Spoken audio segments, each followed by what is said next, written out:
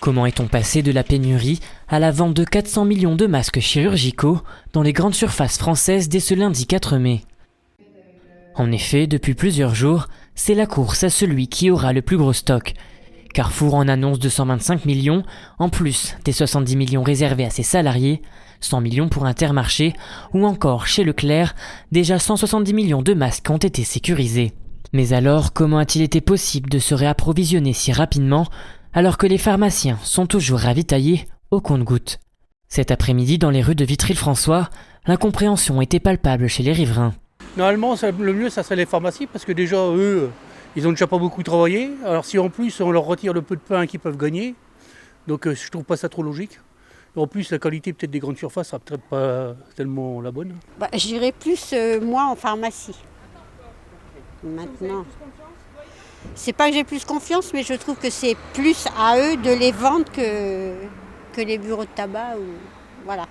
De leur côté, qu'en disent les pharmaciens?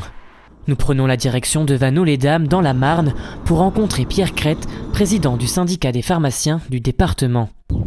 Bonjour. Bonjour. Merci de nous accueillir. Merci. Les pharmaciens en sont persuadés. Les grandes surfaces se préparent depuis plusieurs semaines à vendre ces millions de masques. On nous a caché des choses. Donc la grande distribution, je ne sais pas comment ils ont eu l'information. Est-ce qu'ils étaient en négociation avec Bercy? On ne sait pas tout ça. Donc ce qui s'est passé, c'est qu'ils ont amassé des millions de masques pendant plus d'un mois et demi. Ils n'ont rien dit. Ils les ont gardés en stock au secret pour pouvoir les vendre aux Français, bien sûr. Est-ce que du coup, le stock qu'ont fait les grandes surfaces a pénalisé votre stock à vous et la distribution aussi Ah oui, forcément.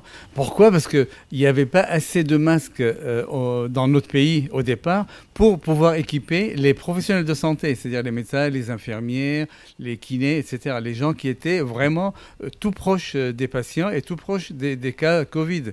Et ça, on a eu un manque. Et là, on se rend compte aujourd'hui que certains, donc la grande distribution, ils commençaient déjà à commander pour eux, pas pour rendre service à la population. Et ils ont fait des masques, des stocks énormes pour pouvoir les vendre un jour.